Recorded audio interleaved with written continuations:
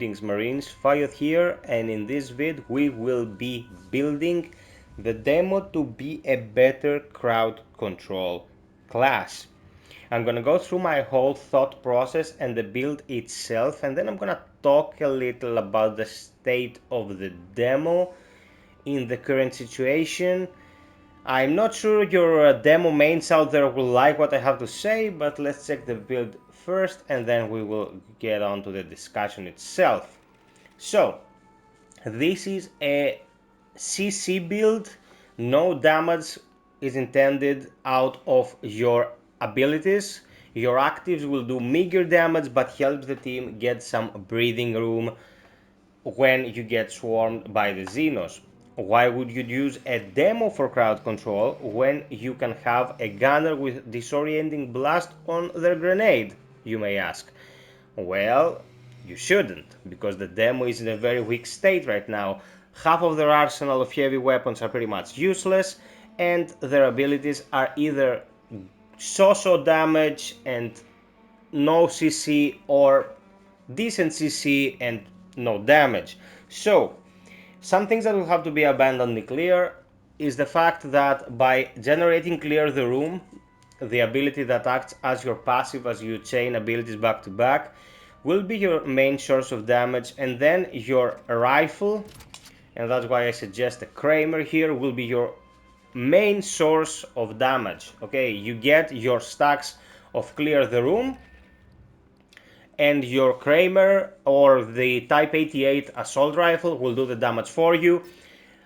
You will be using the smart gun for this one, and the build is tanker muzzle, Miller twist, and deep railed armature, not intended for damage, just to spray around the battlefield and proc slow from the Miller twist, and stance with the tanker muzzle. Just crowd control, stunning the occasional enemy left or right, slowing them down, giving your team some breathing room. You will be doing the least damage out of all the weapon focused classes, sorely out damaged by the gunner and the technician. Okay, deal with it. That's the state of the demo right now for Extreme and Insane. You just have one offensive ability to deal damage with, and that offensive ability will work with a very specific type of configuration. I've already done that build. It's the micro build. You can find it. I might anoint it here as well, so you can find it easier. If you don't go balls deep on a micro rockets build, rockets are useless without the concussion. Okay, so we'll take it from the left. We're building with concussive rockets. Okay, we'll use rapid deployment and batteries included. For those, you'll have to level up a couple of classes. A rapid deployment comes from the gunner, and the Phalanx gives us batteries included. Below that, you go for enhanced reach. We want to increase the reach of our rocket somewhat. And here, 2 lines above, you should use enhanced reach for again on your rockets. These can be bought from Park. The Fire and Forget is a demo specific perk. Micro rockets now debilitates enemies, causing them to take 25% more damage from an area based attack and bleed for 8% of their total life for over 8 seconds. This can cause some damage on enemies with really huge health pools, like Praetorians. I was talking to another subscriber today, and Praetorians, I think on Insane, have 180,000 HP. Okay, so out of that 180,000 HP, 8% is good over 8 seconds. It's damage, it's something.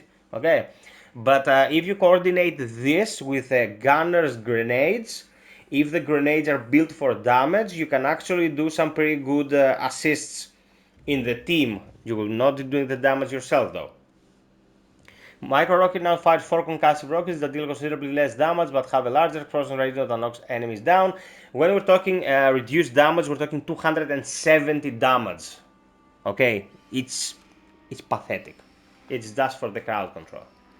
So this will give our rockets 40% more ability radius and 40% more recharge speed. I tend to try not to go over 50 because it's been debated that 50% is the soft cap, and I try to avoid that. So this 40-40 is just on the sweet spot. Okay, For our Blast Wave, use both Dazed and Confused. Enemies hit by Blast Wave are dazed, which decreases their movement speed and damage dealt by 20% for 10 seconds. Assault and Battery, each target hit by Blast Wave reduces its cooldown by 10%. Okay, so instead of really investing in recharge speed, we're just using Assault and Battery. If our Blast Waves are well placed, we get a pretty substantial reduction on our cooldown on our Blast Wave. What we really want on our Blast Wave, and you can see it here, is the ability radius. It's increased by 40%. This will both help Assault and Battery, but also the intended utility of the ability, which is to drop enemies to the ground and give you breathing room. Suffice it to say that the demo has to be in the thick of it to be effective with this ability, and you really have to have a coordinated team covering you left and right, okay, so you don't get blasted by your own allies while you're in there, and they know when and what to use to clean up the kills that you set up for them. Bigger and better. This is pretty crazy as far as class-specific perks go. It increases the radius of an attached ability by 40% for 3 nodes. It's insane, okay? And here we have Quick and Dirty. Whenever Clear the Room expires, your ability cooldowns are reduced by 1 second for each stack that was lost. So as you generate new stacks by chaining these together, and for this build it really doesn't matter which one you use first, because we do not want to get extra damage out of the debilitations ourselves. We will not be doing the damage. You can act with this according to the situation. Also, you might have noticed that I am not using Armed and Dangerous, because no matter how much we increase ability damage, it will never be substantial. In my micro build, this was what I did everything together, okay? You prop the enemies with Blast Wave, you build the stacks gives you extra damage, and then the rockets decimate the enemy formation, because we built so heavily on the rockets themselves. But now that the rockets suck balls when it comes to damage, there's no reason to invest in damage whatsoever, so we're not using Armed and Dangerous. But this helps a lot. This will help a lot both with the rockets and with the Blast Wave. So if you fire the rockets, for example, and you have stacks of Clear the Room, then you can use Blast Wave. Those charges of Clear the Room will be taken out of the equation, because you will get new ones with the Blast Wave, and those stacks will give you back your rockets faster.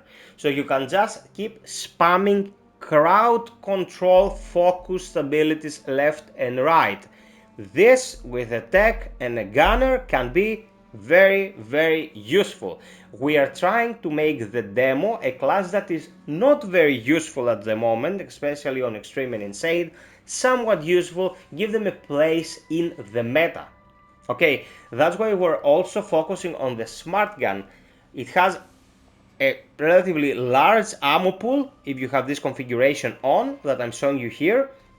And since it's impossible to kill heavies with 113 damage, what the every time I look at these numbers, I'm like, who thought that was a good idea when you're fighting enemies that have hundreds of thousands of HP? It's like they programmed this whole thing to play on standard. God damn it. Okay, anyway.